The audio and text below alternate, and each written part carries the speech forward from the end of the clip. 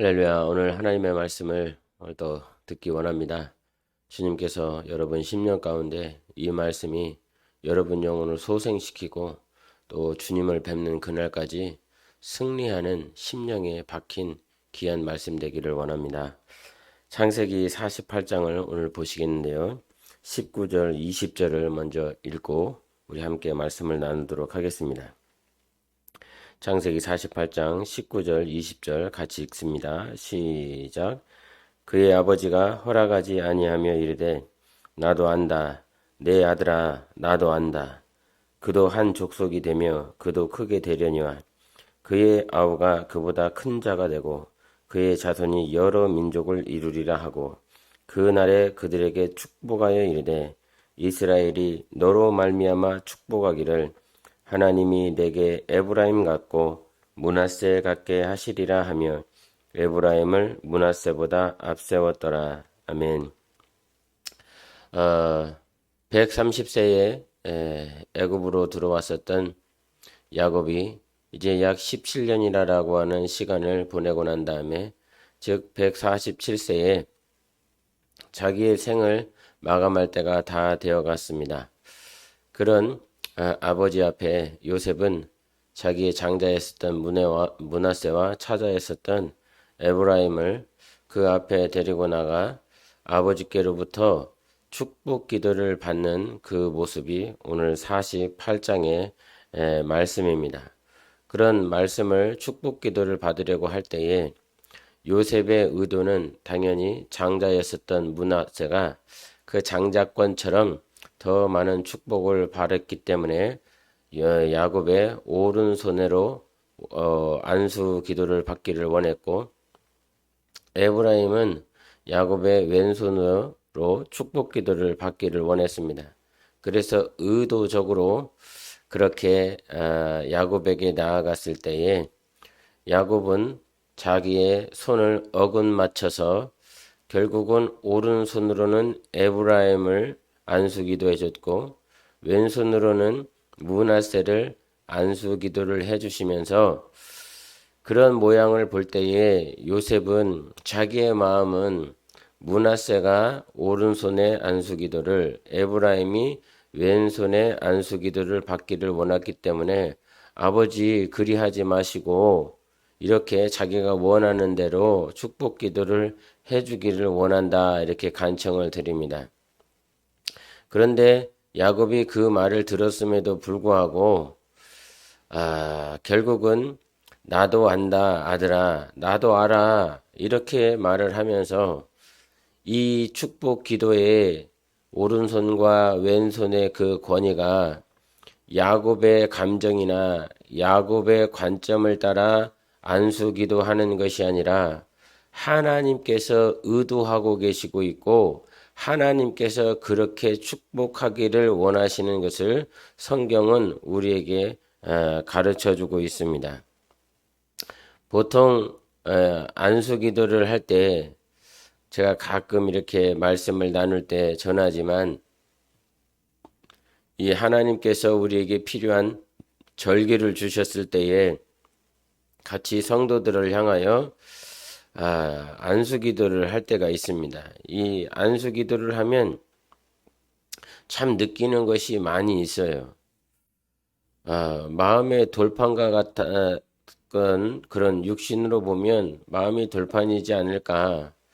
이런 영혼이 안수기도를 받으러 왔는데 내 안에 막 그렇게 눈물이 나고 하나님께서 이를 사랑하고 하나님께서 정말 이 영혼을 위로하고 싶은 그런 마음들이 있음을 이게 제 안에서 이렇게 성령께서 흘려보내실 때가 있어요.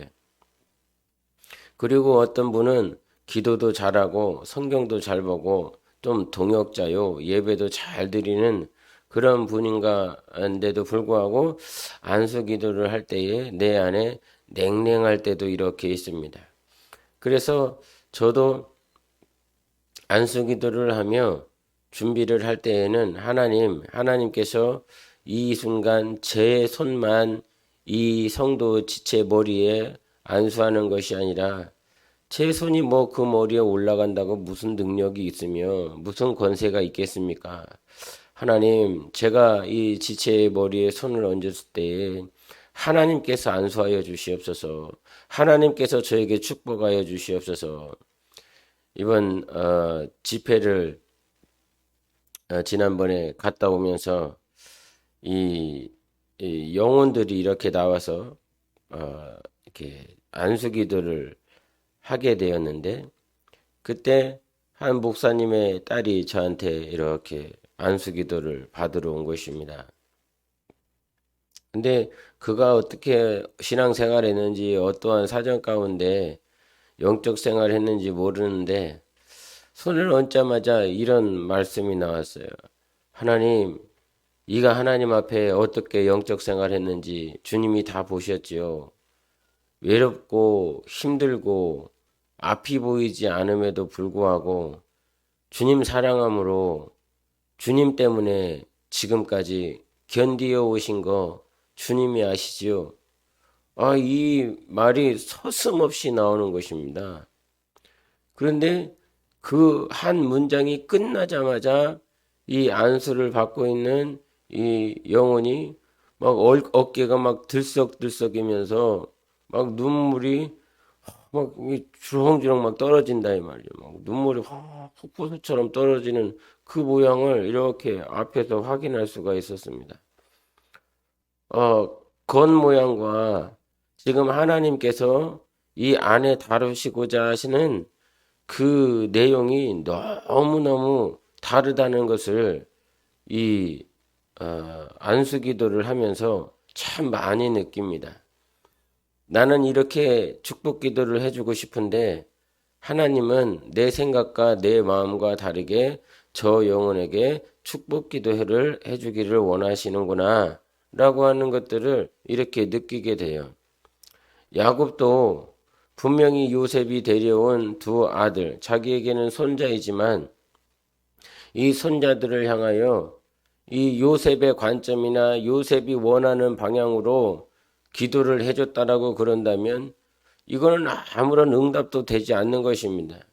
결국은 이렇게 손을 얹고 기도했다라고 요셉이 원한 대로 그렇게 축복 기도를 받았다라고 할지라도 그것은 하나님께서 원하시는 축복이 아니지 않습니까? 하나님이 그들에게 주시고자 하는 복이 아니지 않습니까? 우리가 받기를 원하는 복들이 있어요. 내가 하나님 이 복은 꼭 주세요 하는 것들이 있어요. 그런데 정작 하나님께서 우리에게 주시고자 하는 것은 내가 원하는 그런 복이 아니라는 것이지요. 가끔 어떤 문제나 어떤 상황을 가지고 이 사람이 이 사람이 사업을 하는데 이 사업의 문제가 잘 해결되기를 목사님 기도해 주십시오. 이런 기도를 받을 때가 있어요. 근데 그런 기도를 받으면 실제적으로 제 마음을 이렇게 여러분에게 전달한다면 그런 기도가 잘 안 나옵니다.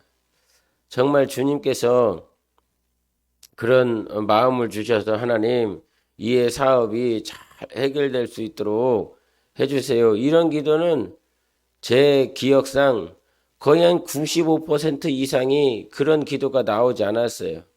그분은 그것이 해결되기 원해서 저에게 기도 부탁을 했지만 저는 그런 기도가 안 나오더라고요. 내 안에 계신 하나님께서 사업 문제 해결된다라고 하는 그런 기도를 받지를 않으신다라고 하는 걸 너무너무 잘 알겠는 거예요. 그래서 기도할 때마다 무슨 기도를 하냐면 그런 기도 제목을 바꾸어서도 하나님 이의 영혼이 하나님 앞에 잘 설 수 있다라고 한다면 이 사업의 문제를 해결해 주십시오. 그러나 사업의 문제가 다 잘 해결되고 난 다음에 영혼이 멸망으로 가고 주님께 뒤돌아서고 불신하고 그 사업에 미치고 그 사업에 시간이 없어 바빠서 하나님을 등지게 된다라고 그런다면 주님 차라리 그 사업 망하게 하소서. 그래서 어떻게 기도하느냐? 하나님 사업이 잘 되느냐? 사업이 망하느냐? 이것을 놓고 기도하지 않고 영혼이 잘 될 수 있다면 그 길이 사업이 잘 되는 길이면 잘 될 것이요. 그 사업이 망해야 영혼이 잘 될 수 있다라고 그런다면 그 사업은 망하고 영혼은 하나님 앞에 건진받는 그런 신앙생활이 되기를 원합니다. 그렇게 기도하는 것이지요. 하나님은 아브라함을 택하셨습니다. 이삭을 택하셨고 야곱을 택하셨습니다. 여러분에게 질문 하나 합니다. 하나님은 아브라함의 무엇을 보고 선택하셨습니까? 하나님은 이삭의 어떤 모양을 보고 선택하신 것입니까?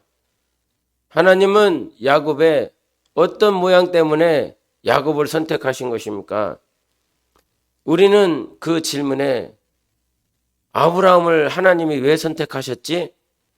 무엇 때문에 선택하셨지? 근데 그 선택하신 이유는 아브라함에게 있는 것이 아니었습니다. 아브라함이 피택될 만한 능력과 부유함과 권세와 지식이 있기 때문에 하나님께서 아브라함을 선택하면 좋겠다. 왜? 저는 저것을 가지고 있으니까. 저는 저와 같이 유능하니까. 저는 저와 같이 권위가 있으니까 아브라함을 선택해야지. 인간이 봤을 때 아브라함은 하나님께 선택될 만한 하등의 이유도 하등의 능도 없는 그런 자였습니다. 도리어 이 아브라함의 아버지는 우상을 섬기는 자 아닙니까? 세상을 미혹하고 세상 사람들을 다 우상에게 절하게 만드는 그런 자였고, 그런 자를 아비로 두었었던 사람이 아브라함입니다.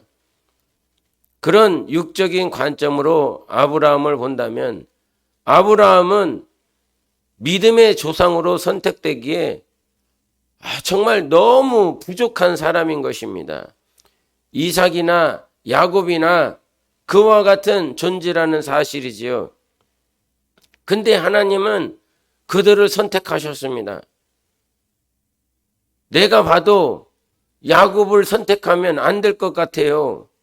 그의 인격과 그의 기질과 그런 모양들을 보면 속이는 자로 사는 모양을 보면 하나님 이거 선택하신 거 잘못된 것 아닙니까? 라고 말할 수 있는 충분한 이유를 우리는 성경에서 확인할 수 있었습니다. 그럼에도 불구하고 하나님이 그들을 선택하신 것에 우리는 그 이유나 그 확실한 증거를 우리는 성경에서 이것 때문이야 저것 때문이야 라고 말을 할 수가 없습니다. 왜 그러실까? 하나님은 왜 저 인생들을 택하실까? 그래서 여러분, 하나님이 아브라함을 선택하신 것이 나에게도 동일하게 적용되는 것입니다. 하나님은 여러분의 뭘 보고 선택하셨을까요? 돈이 많으십니까? 많이 배우셨습니까? 언어가 아름다우십니까? 외모가 출중하십니까? 도대체 하나님은 뭐 때문에 여러분을 선택하셨을까요? 시골 촌구석에서 공장에서 저 아무런 사람들이 관심도 가져주지도 않고 이 언어에 툭하면 모난 거, 이 언어 가운데서 사람의 마음을 상하게 하는 그런 못된 인격을 가지고 있는 우리를 왜 하나님은 선택하신 것입니까? 하나님이 우리를 선택하신 건 하나님이 우리를 선택할 만한 이유가 우리 안에 충분히 있기 때문에 선택한 것이 아니라는 사실입니다. 그래서 사도 바울은 고백하지요. 모태로부터 내가 하나님께 선택을 받았으니 이것이 하나님의 은혜라는 것입니다.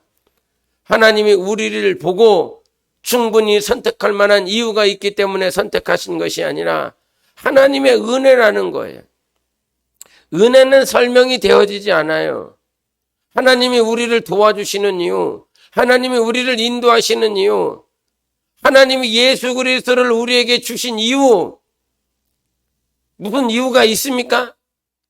이유가 있다라고 그런다면 하나님 자체가 사랑이셨기 때문에 그래요. 하나님이 세상을 이처럼 사랑하사 그래서 사도 요한은 하나님은 사랑이셔. 다른 이유가 없는 거예요. 다른 것으로 설명이 되어지지 않아요. 여러분이 오늘 구원의 길로 갈 수 있는 것은 여러분의 능 때문에가 아니라 하나님은 사랑이시기 때문에 그래요. 하나님은 은혜이시기 때문에 그래요. 그래서 모난 인생들을 택하여 주셨는데 디모데 전서에 보면 디모데 후서를 보십시다. 디모데 후서 2장 20절을 보십니다. 20절 시작. 큰 집에는 금그릇과 은그릇뿐 아니라 나무 그릇과 질그릇도 있어 귀하게 쓰는 것도 있고 천하게 쓰는 것도 있나니 20절은 읽으면서 여러분 여기서 금그릇도 있고 은그릇도 있고 나무 그릇도 있고 질그릇도 있답니다. 그런데 이 네 가지의 그릇을 두 가지로 분류를 했어요. 하나는 뭐냐면 귀하게 쓰는 것과 천하게 쓰는 것. 결국은 이 땅에 있는 모든 인생들은 천하게 쓸 것도 있고 귀하게 쓸 그릇도 있다는 거예요. 그러면 여러분은 어느 부류에 속하기를 원합니까? 이 귀하게 쓰는 그릇에 포함되고 싶으십니까? 천하게 쓰는 그릇에 포함되고 싶으십니까? 당연히 귀하게 사용받기를 원하는 그런 마음들이 여러분 안에 내재되어 있을 것입니다. 그래서 사람은 사람들에게 인정받고 사람들에게 높임을 받고 귀하게 쓰임받는 것에 이렇게 모든 이목이 집중하게 되어 있어요. 아, 저 사람은 귀하게 쓰는구나. 저 사람은 천하게 쓰는구나. 근데 여러분 2장 21절 디모데후서 2장 21절에 이와 같이 말씀하십니다. 그러므로 누구든지 이런 것에서 자기를 깨끗하게 하면 귀히 쓰는 그릇이 되어 거룩하고 주인의 쓰심에 합당하며 모든 선한 일에 준비함이 되리라 이런 말씀하셨어요. 그러므로 누구든지 이런 것에서 자기를 깨끗하게 하라는 거예요. 깨끗하게. 귀하게 쓸 것이냐 아니면 천하게 쓰임받을 것이냐라고 하는 두 가지 부류가 있는데 사람들은 무조건 귀하게 쓰임받기를 원한다는 것이죠. 귀하게 쓰임받기를 원해요. 그런데 어떤 금그릇이냐 은그릇이냐 나무그릇이냐 질그릇이냐의 차이 때문에 천하고 귀하게 쓰임받는 것이 아니라는 거예요. 금이니까 귀하게 쓰이는 것이고 질그릇이니까 천하게 쓰임받는다 이런 말씀을 하시는 것이 아니라 주님은 이런 것에서 우리 자신을 깨끗하게 하면 어떻게 사용받는다고요? 귀하게 사용받는다는 것입니다. 사람들은 금이 되기를 원해요. 은으로 자기를 치장하기를 원해요. 그러나 성경이 뭐라고 말하냐면 하나님이 귀하게 쓰는 존재는 어떤 존재냐면 오늘도 자기 자신을 깨끗하게 하는 자라라고 말씀하고 있는 것입니다. 이 현대 시대는 얼마나 음란한지 모릅니다. TV를 틀면요 아니면 인터넷에 뉴스를 보더라도요 제가 어떤 자료를 찾기 위해서 인터넷을 이렇게 검색할 때가 있어요. 그래서 인터넷 검색에서 이렇게 들어가 보면 광고예요. 정말 눈 뜨고도 볼 수 없는 그런 음란한 영상들이요. 얼마나 많이 있는지 몰라요. 그림의 그 이미지 파일에서 너무 음란하고 또 그 글에서 음란하고 나는 성경적인 신학적인 자료를 찾기 위해서 그 자리에 들어가는데 그 광고의 그 내용 위에 수많은 음란한 광고들이 얼마나 많이 떠 있는지, 예? 여러분, 목사도 성경을 찾고 말씀을 찾기 위해서 그렇게 들어갔는데 그런 음란한 것들이 많이 보인다면 세상은요, 세상적인 것들을 쫓고 있고 세상의 부귀영화, 세상의 정욕을 쫓고 있는 그런 소식들을 찾는 사람들 앞에서는 음란한 것들이 얼마나 더 판치겠습니까? 그냥 눈 뜨고 그냥 귀를 닫고 있어도 음란한 소리들이 들려오고 눈을 닫아도 이게 앞에 훤하게 보이는 세상, 그런 것 가운데 살아가고 있어요. 여러분, 시간이 가면 갈수록 여러분 영혼을 거룩하게 하세요. 부정하고 더럽고 추하고 음란한 것으로부터, 불법적인 것으로부터 여러분 자신을 보호하셔야 됩니다. 성령이 우리 안에 모든 진리 가운데로 인도하신다라고 말씀해 주셨어요. 세상을 따라가는 것이 아니라 모든 진리 가운데 인도하시는 그 성령님을 인도해야 된다 이 말이에요. 예? 여러분 부정한 소리를 들으면 그것이 내 안에 내재되어서 내가 깨끗해지지 않아요. 부정한 것을 보면 이 과학자들이 그럽니다. 이 인간이 형성되는 것, 가치관이나 세계관이 형성되는 건 거의 80% 이상이 어렸을 때부터 본 것으로 말미암아 형성된다는 거예요. 예? 그래서 어떤 결론과 선택을 낼 때 지금까지 자기가 봤던 것들에 기준하여 결정과 선택을 한다라고 하는 것이죠. 그런데 그 선택과 결정이 얼마나 잘못되어 있습니까? 또 듣는 것으로 인하여 자기가 계속 들어요. 잘못된 것인데도 계속 들어요. 누가복음에 보면 1장에 사가랴가 등장합니다. 침례 요한의 아버지였었던 그 사가랴가 등장해요. 그래서 그 아비야 반열에 있었던 사가랴가 제사장 직무를 하기 위해서 그 성전에 들어갑니다. 성전에 들어갔을 때에 하나님의 천사가 나타나서 너에게 아들이 있을 것이라라고 말씀을 합니다. 그리고 그 이름을 요한이라라고 말을 해요. 근데 이 사가랴는 천사가 전하여준 그 말을 신뢰하지 않아요. 믿지 않아요. 믿을 수가 없으니까요. 그러니까 하나님께서 그에게 뭐라고 말하냐면 이 일이 이루어질 때까지 너는 벙어리가 될 것이라고 말을 해요. 그것을 신뢰하지 못하니까 이 입이 있어도 믿음이 없으니까 하나님 앞에 이것이 이 입이 닫혀야 되는 거예요. 너는 입 다물어라. 하나님이 일하는 동안, 하나님이 역사하시는 동안 믿지 못하니까 이 입이 있어도 하나님께 사용을 받지 못하고 이 귀가 있어도 정말 주님이 원하시는 그 말씀을 믿지 못하니까 사용을 받지 못하는 거죠. 그래서 하나님이 벙어리가 되게 해버렸어요. 쓸모가 없게 됐다 이 말입니다. 입이 있지만 사용을 할 수가 없어요. 하나님이 역사하실 때요, 하나님이 일하고 계실 때요, 너는 믿지 못하잖아. 그러니까 눈을 가릴 거야. 내가 일할 건데, 내가 역사할 건데, 너는 믿지 못하잖아. 그러니까 이 믿지 못하는 그 입으로 세상사를 그런 일이 없을 거라고, 그건 불가능하다고, 하나님이 있어도 그것은 안 된다고 사마리아 그 성에 그 장관이 하나님의 역사하심을 부정하지 않습니까? 결국은 그 군대가 들어올 때에 성에 가득 곡물이 들어올 때에 그는 밟혀서 죽는다 이 말이죠. 믿음이 없으니까 죽는다 이 말입니다. 입이 있어도 믿지 못하니까 주님께 사용받지 못하고, 눈이 있어도 믿지 못하니까 하나님께 사용받지 못하는 그 모양들을 보게 돼요. 하나님은요, 이 에브라임을 축복해 주셨어요. 선택해 주셨어요. 사용하시려고 그에게 오른손에 그 권한을 가지고 에브라임을 축복했습니다. 그런데 여러분, 계시록 7장에 가보면 7장 5절부터 8절까지 보면 이 마지막 때에 그 천상에 이루어질 12지파에 대해서 말을 합니다. 그런데 그 12지파 가운데 그 야곱이 오른손으로 축복했었던 에브라임이 12지파에 들어간 것 같습니까? 아니면 왼손으로 축복을 받은 므낫세가 그 12지파에 들어간 것처럼 보입니까? 그 12지파에서 2지파가 빠지는데 하나는 단 지파가 빠집니다. 그리고 하나는 에브라임 지파가 빠집니다. 오른손으로 축복했으면 거기 있어야 되는 것 아닌가? 야곱의 축복을 받았다라고 그런다면 그 복이 계속 흘러가야 되는 것 아닌가? 그래서 그 천상에 12지파가 있어야 되는 것 아닌가?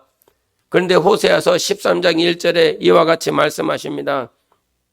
아브라함이 말을 하면 사람이 떨어뜨다. 그가 이스라엘 중에서 자기를 높이더니 바알로 말미암아 범죄함으로 망하였거늘. 여기서 에브라임이라고 그럽니다.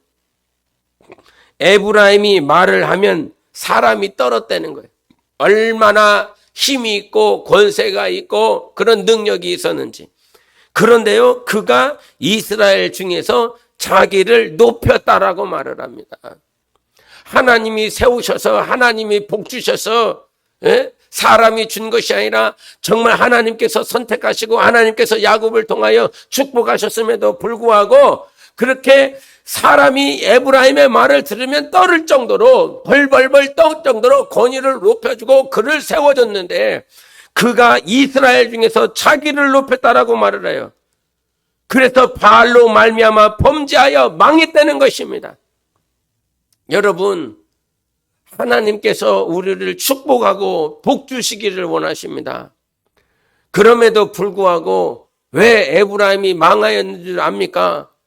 하나님 앞에 축복받은 그대로, 복받은 그대로 하나님을 신뢰하고 하나님을 섬기고 하나님 앞에 겸손한 모양이 그에게서 사라졌기 때문인 것입니다. 주님 앞에 서는 그날까지 거룩해져야 돼요. 더럽히지 마세요. 특별히 청년 세대들에게는 하나님 앞에 사용받을 시간이 많지요. 우리 중장년도 다 마찬가지인데 우리 모든 성도들의 소원이 있다라고 그런다면 사용받을 시간에 거룩하게 사용받아야 될 것 아니겠습니까? 특별히 청년들은 아직도 하나님 앞에 사용받아야 될 시간이 많은데 자기 자신을 더럽혀 세상의 음란한 것들로 인하여 부정적인 것들로 인하여 세상 가치관으로 돈으로 이런 정욕으로 자기를 계속 더럽혀. 여러분, 내 영혼이 더럽혀지면 우리는 하나님 앞에 절대 사용받을 수가 없습니다. 찬양을 잘한다고 사용받는 게 아니에요. 기도를 많이 한다고 해서 사용받는 게 아니에요. 하나님은 거룩한 자를 쓰신다라고 말씀해 주셨어요.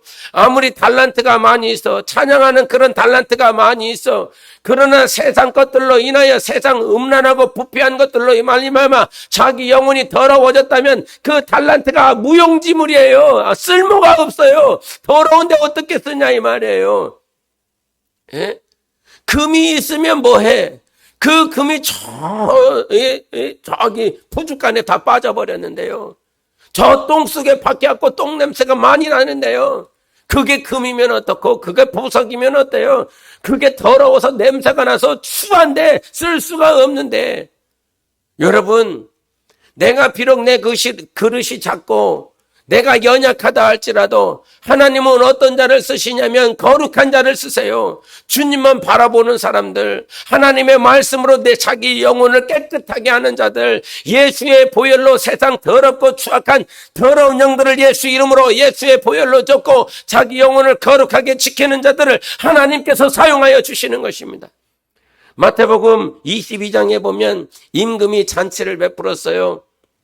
그래서 손님들을 데려와라.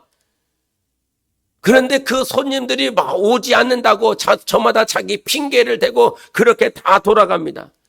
그러니까 누가복음 14장 23절에 사람을 강권하여 데려다가 내 집을 채우라, 임금이 그렇게 말을 해요. 그러니까 임금의 마음은 자기 아들을 위하여 잔치를 벌이는 그 자기 집에 많은 사람들이 채워지기를 너무너무 원했어요. 우리 하나님 아버지는 그 하나님 나라에 정말 아들의 예수 그리스도를 높여줄 자들이 가득가득 채워지기를 원하십니다. 그런데 그와 같은 말씀을 마태복음 22장에는 그렇게 해서 핑계댄 자들이 다 떠나니까 종들이 온 사거리 길에서 다 사람들을 데리고 왔어요. 그 결과가 22장 10절에 후반부에 보면 혼인잔치에 손님들이 가득한지라. 예? 임금이 바라는 대로 혼인잔치에 사람들이 가득 찼어요. 그런데 임금이 와서 손님들이 어떻게 있나라고 확인하려고 22장 11절에 그렇게 들어왔는데, 임금이 손님들을 보러 들어올새 거기서 예복을 입지 않은 한 사람을 보고, 예복을 입지 않은 사람을 본 거예요. 그래서 그 사람에게 당신은 왜 예복을 입지 아니하였습니까? 물어봤더니 유군무원이거늘. 그래서 임금이 사환들을 시켜서 저 예복을 입지 아니한 자를 이 밖으로 쫓아내라 라고 말을 합니다. 여기 하나님의 뜻이 있어요, 여러분. 하나님의 나라는 예수 그리스도의 영광을 위하여 그 자리에 채워줄 자들을 하나님께서 부르시고 있고 가득 차기를 원해요. 그런데 그저 가득 차기만을 원하는 것이 아니라 거룩한 예복을 입은 자들, 옳은 행실로 말미암아 자기의 영혼을 예수 그리스도의 보혈로 깨끗하게 씻은 자들, 어린 양의 피의 씻음을 받은 자들이 그 자리에 나오기를 원하시는 것이에요. 하나님의 입장에서는 그 나라가 가득 차기를 원합니다. 그런데 내 입장에서 보면, 내 영혼의 입장에서 보면 나는 반드시 거룩한 자가 되어 세마포를 입고 예복을 입고 그 나라에 들어가야 된다라고 분명히 말씀해 주고 있는 것입니다. 하나님께서 그 야곱을 통하여 에브라임을 선택하였지만 이 에브라임은 그 하나님의 축복을 영원히 소유하지 못하였어요. 하나님이 주신 그 축복에 취하여 스스로를 높이고 바알과 결혼하고 바알 앞에서 범죄하여 영원히 멸망해 버렸다라고 말씀하고 있는 것입니다. 금이냐 은이냐 질그릇이냐 나무그릇이냐 이것이 중요한 것이 아니라 오늘 여러분은 거룩하십니까? 세상 앞에서 여러분 영혼을 지킬 만한 힘이 있습니까? 죄와 싸우되 피 흘리기까지 싸울 만한 거룩함이 있습니까? 하나님은 분명히 거룩하다라고 말씀하셨으니 이 땅에 살아있는 동안 하나님의 임재하여 주시고 하나님이 만나주시는 그 거룩함이 회복되어지시기 위해서는 우리 안에 정결함이 있어야 되는 것입니다. 그래서 야곱은 48장에 이 요셉이 왔을 때 맨 처음에 하는 말이 루스에서 전능하신 하나님이 나를 만나주셨고 나에게 복 주시고 내 후손들이 정말로 번성하며 생육할 것을 말씀했다라고 그러면서 그 베델에서 만나주신 하나님을 기억하면서 요셉과 첫 마디를 이어갑니다. 우리의 거룩은 내가 무엇을 얼마나 열심히 했느냐가 아니라 주님이 우리를 만나주신 것이 거룩이요 주님이 우리를 만나주신 것이 영적인 능력이요 힘이 되는 것입니다. 여러분 거룩하세요. 주님을 만날 수 있는 거룩함을 준비하세요. 이 거룩함이 없이는 주님을 뵙지 못한다라고 말씀하셨지 않습니까? 그래서 피 흘리기까지 싸우세요. 지더라도 다시 일어나서 피 흘리기까지 또 싸우세요. 우리는 주님을 만나야 되는 사람들입니다. 나 영혼아 거룩할지어다. 나 영혼아 거룩할지어다. 주님을 뵙는 거룩함이 교회와 우리 영혼 가운데 충만해야 될 것입니다. 그런 삶이 되고 그런 하루가 되시기를 예수 이름으로 축원합니다. 기도하십시다. 하나님 아버지 오늘도 거룩하게 하여 주시옵소서.